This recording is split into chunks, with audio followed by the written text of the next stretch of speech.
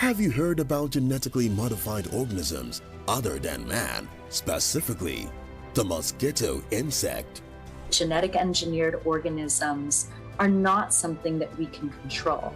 There's concerns around GMOs in general. This particular example, people are worried about, what happens if the mosquito bites me. And while the company has talked openly about what it is they want to do, people are concerned about sort of the risks around releasing these types of mosquitoes, and they generally feel like they're being used as guinea pigs. Currently, about 1 billion genetically modified mosquitoes have been released into several countries around the world, with the aim to curb malaria, Zika, and dengue fever. When it comes to killing humans, no other animal is nearly as deadly as the mosquito. But in the fight against dengue fever, we actually changed the mosquito so that it doesn't carry this awful disease. When you listen to the perpetrators of such a disastrous act, it all sounds nice and for the good of humanity.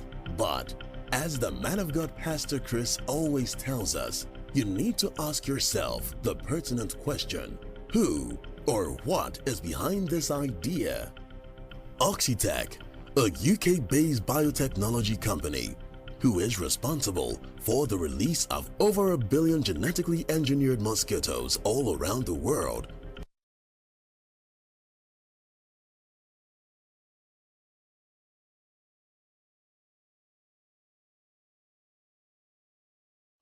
a closer look at their website reveals some very interesting details. Luke Alpay, who is the founder of Oxitec, was selected as a technology pioneer of the World Economic Forum since 2008. There they are again, the World Economic Forum, the organization headed by the transhumanist Klaus Schwab, who has made clear intentions of plans to reduce the world's population by the billions, starting with Africa and Asia. Another interesting detail you will find is that the CEO of Oxitec, Gray Franson, has been the chair of the board of directors for Pilgrim Africa, an African NGO focused on malaria elimination and food security, funded by the Bill and Melinda Gates Foundation. These are not mere coincidences. Is it surprising, therefore, that those responsible for the creation and release of over 1 billion genetically modified mosquitoes with the risk of introducing harmful and incurable diseases into the human population are all connected to the globalist agenda?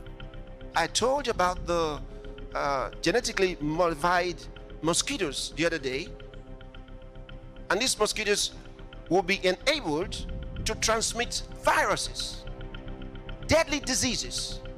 Months after a Bill Gates tech startup released millions of genetically modified mosquitoes into the wild, mosquitoes across the US are testing positive to extremely rare and deadly viruses, some of which have never been seen before or reported in the United States. The growing health warning about a deadly mosquito virus, Eastern equine encephalitis, blamed for the death of a woman in Massachusetts, and a 14-year-old girl now with a suspected case on a ventilator in Michigan. At least 3 states reporting possible human infections. Here's ABC's Kaylee Hartung. Tonight, a new warning about a rare mosquito-borne illness that's turned deadly. The virus, Eastern equine encephalitis, or EEE, now threatening at least 6 states. Patients can go from being perfectly normal to paralyzed or even dead within 12 to 48 hours. The first death this season in Massachusetts, 50-year-old Lori Sylvia passing away Sunday. With 4 cases detected there, officials now spraying for mosquitoes where 30 communities are at critical risk.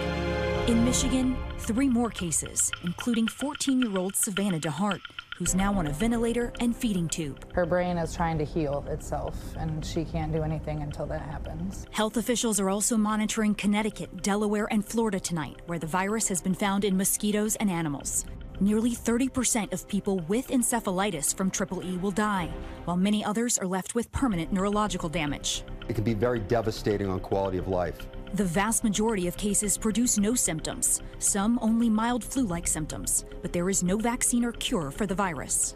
For the first time ever, a mosquito batch collected in New Hampshire tested positive for the Jamestown Canyon virus. It was collected in the town of Bow. New Hampshire people have previously been diagnosed with JCV, but this is the first time it's ever been detected in mosquitoes in the state. Now, health officials in Sarasota County today are warning about dozens of mosquitoes that have now tested positive for the West Nile virus. The health department today is saying that they have been trapping and collecting those mosquitoes at several different sites throughout the county. And we know this, the ones that tested positive, they were collected near Venice. The county has already treated that area. We're told this is the first time this year that the virus has been found in that area.